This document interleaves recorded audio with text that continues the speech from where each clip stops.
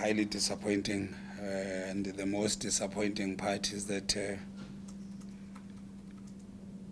Chiefs scored the 2 goals, but we should have scored more. I don't think they even created so many chances. Not the best game from us, but again, not because the opponents were better than us. Just scored 2 goals, but for the amount of chances that we created, first half, one-on-one with the goalkeeper, we couldn't.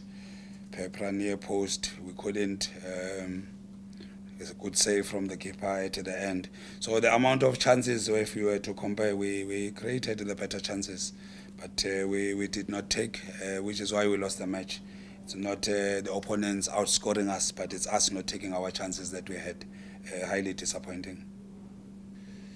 Honestly, you can't be proud, you can't be happy for such results. More than the record. It's just the 3 games that we have just played where we were in control. Whether it's Golden Arrows, you create more chances, you don't score. Cape Town City, the same, and today the same. That is the most disappointing part for me as a coach. That you are dominant. I think we are one of those teams that are playing better. If you look at the play, but one Achilles is that we're not scoring as much as we should be scoring. And I know that scoring is not the responsibility of strikers only. When you look at Kaizer Chiefs, who scored, it's centre backs and the fullback.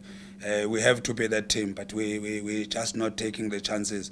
The amount of chances that we create in every match, if we had to take, it just increase a percentage, or take 2 out of everything that we have created, we will win matches. And for me, that is the biggest Achilles, more than the history that you've just brought up. We play from the back. We build the attack from the back. We can over-breach and go to the wing backs if the opponents are pressing us high. We can go on top to Peprah and develop play from there. That's our approach in the build attack, in attack. But what Kaizer Chiefs did, they couldn't allow our 3 to build from the back. If we do bypass the first 3, we couldn't progress the ball from our 2 6s. Makaringa, unfortunate that he got injured yesterday. He was going to play a role today. We couldn't have him. We couldn't have Marcelo. With respect to the other players that we played, so one, we couldn't progress the game through the center, and we didn't go wide enough. Maybe to try find Shandu and find Hoto on the other side, because Chiefs were sitting on the block, but they were playing on the high line. We could have had the space in any moment when we have done that successfully. So first half, I think Dlamini had a keeper to beat.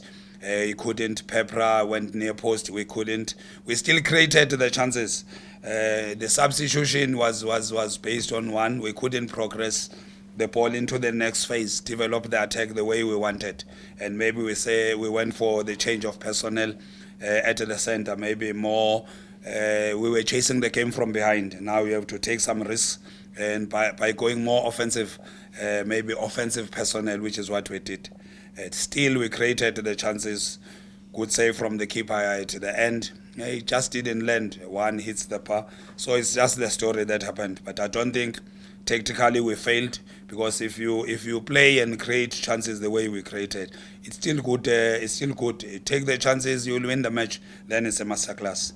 Unfortunately, blessings and burdens are cousins. The fact that Pirates are involved in CAF Championship is a burden. If you look at the match that we played today, in 7 days, we played on Sunday, we played on Wednesday, we're playing today. Kaizer Chiefs, who are not involved in CAF, they played on Saturday and they are playing Saturday today without complaining. So one, the fact that we are involved in CAF Championship, it makes the load a bit bigger. If you were to exclude Sundowns, who has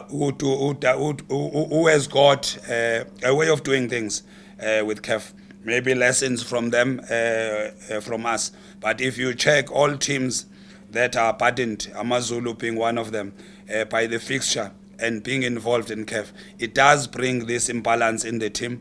But teams that are only concentrating on the PSL, they have the opportunity to be fresh and be better. But it's like I said, it's blessings and burdens. If you want to be a big team, you must be able to play in CAF, play in the PSL, and you're playing Nedbank on Wednesday with the same squad that you played with. So we just have to manage the situation and be better. If we are a big team or we want to be a big team, these are situations that we will always be faced with.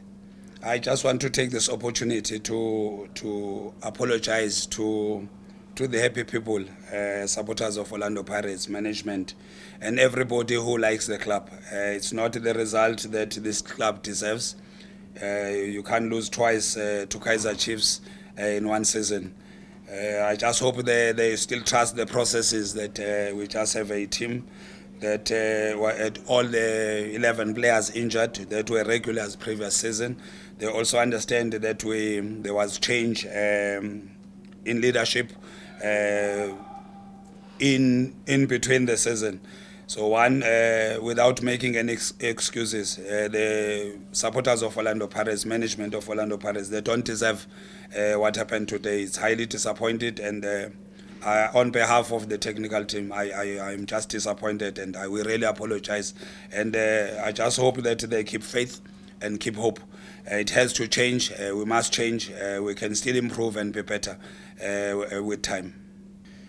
Mathematically, it's still possible. As long as we are in that position that we are in, the gap is not big. It's possible. And we're not playing bad, we're playing well. Just the team that in the final third take the decision, take the chances that you create. If we improve that, and the capacity is here, we improve that, which is not we don't have a big problem. We just have one problem, that we don't put the ball in the net. It's still highly possible that we can still finish second, and we'll work for that.